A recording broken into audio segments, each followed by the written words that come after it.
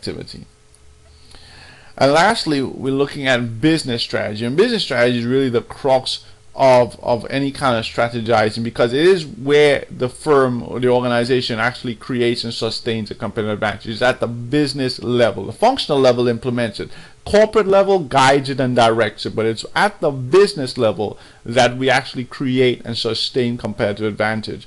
The business level is therefore peculiar because it interacts with both the senior level, the strategic corporate level that guides and gives resources, and also with the junior strategic level, the functional, that actually has to implement it. But it's very, very important, because in order for it to create these strategies, these plans, it must get the guidance from above. And in order for these plans to be realized, it must have to use its functional. So it has to create, has to continue to balance those relationships. Business strategies, we often talk about the 4 generic Porter strategies: low cost leadership, differentiation, focus, low cost leadership, and focus, differentiation. And I'm sure you all have read this. We've done it in our forum.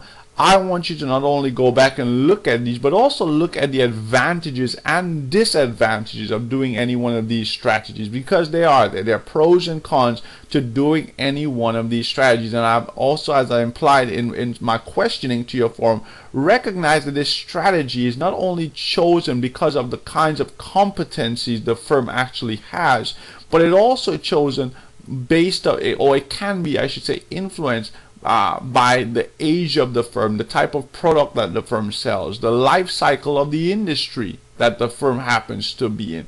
These forces also may play a part in determining how or what strategy the firm employs. So just be aware of that. But again, go look at these strategies, look at their advantages and their disadvantages. And now we have this 5th strategy. We talk about this hybrid, and this was again very, very crucial to your forum.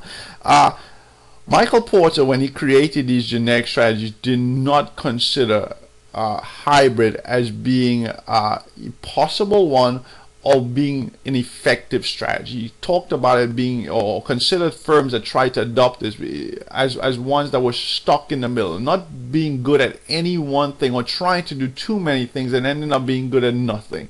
And his argument was largely based upon what he saw a strategy as being all about trade-offs. If I try to be a low-cost leader, then obviously my whole or my primary objective is going to be about increasing efficiency by reducing my cost structure.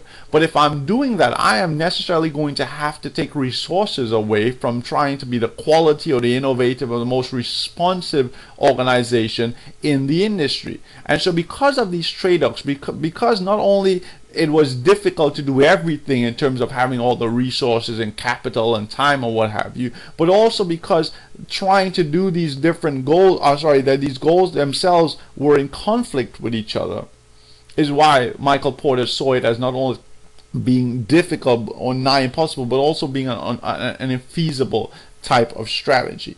But now we've seen evidence to suggest that actually hybrids may sometimes work.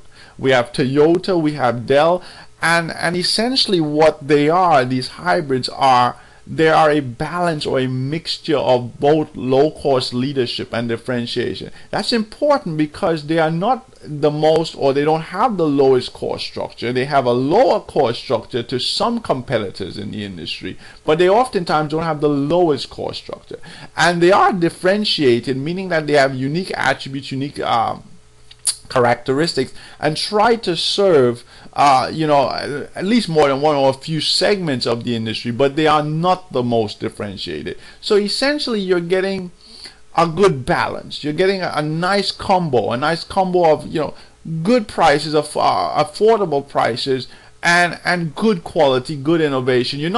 There is no essentially element of superiority in either efficiency or quality, innovation, or customer responsiveness. Again, what you have is a nice merger. But once you've been able to find a niche or a segment that supports that and that actually values that, you're likely to be successful. And the benefit of having a hybrid is as well your ability to counter competition on 2 levels. You can either be successful by increasing your prices, by charging more prices because of your differentiation, and that way be successful, be profitable. But you can also be able to increase your profitability by reducing your cost structure. And so because you're able to tackle this profitability issue or this success issue on both angles, it allows you the flexibility in terms of the environment changing on you. Right? If the environment changes on you, if cost, if it's becoming more difficult to premium price, if people aren't valuing that necessarily, because you're following a hybrid strategy, because you are still concerned with efficiency, you have means in your organization in which to reduce your cost. So you can respond to that. But if, for example, you see the opportunities and customers are starting to value these unique attributes again, because you have that level of differentiation, because as a firm you're promoting innovation and quality and customer responsiveness, you're going to be able to respond to that.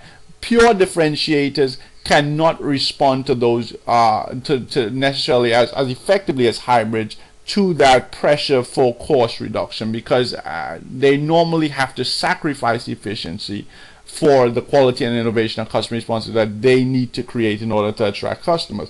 Similarly, low-cost leaders, when they're faced with customers desiring something more than price, they might have issues in terms of their response because they've concerned themselves so much with efficiency while sacrificing all these other elements that they've found themselves in a quandary. Walmart had this issue before the recession when people had money and people were saying, hey, listen, we like your prices, but we don't necessarily like your quality or your store, your cleanliness, and your customer service. Well, they tried to respond again in order to try to match places like Target, and it wasn't necessarily a success. In fact, if the recession didn't come, we might have seen more of Walmart's failure in terms of responding to this differentiated appeal. But the tables have somewhat turned in that industry now, is because consumers become more price conscious. They're moving away from the Targets and moving back towards Walmart. And Target has found itself, Target being more quote-unquote a pure differentiator, has found itself being in a difficult position attempting to reduce its cost structure in order to offer these low prices, because it really didn't concern itself with efficiency.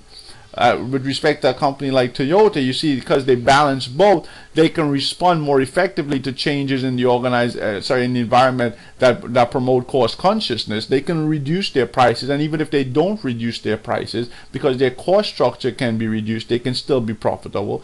And when customers start valuing these unique attributes and characteristics, they can respond to that well. They have the hybrid. They're one of the leaders in the hybrids because of their promotion of quality and innovation and customer responsiveness. So that hybrid works on that respect. Now again, the problem may be, if you're running a hybrid, is if it goes too far to, if we're way too price conscious or we're way too differentiated, we're going to lose out on those segments. So that's a danger of being a hybrid, again, because we're not great at any one thing. If the force in the environment change and shift towards either one of those, the ends of those continuums, there's a likelihood that we can lose out because we're not superior at any one thing. But most times that combination, I won't say most times, but it can work. Obviously, it's very, very difficult to do, and with technology and flexible manufacturing, standard unit components and all those things, just in time, companies have been able to do it.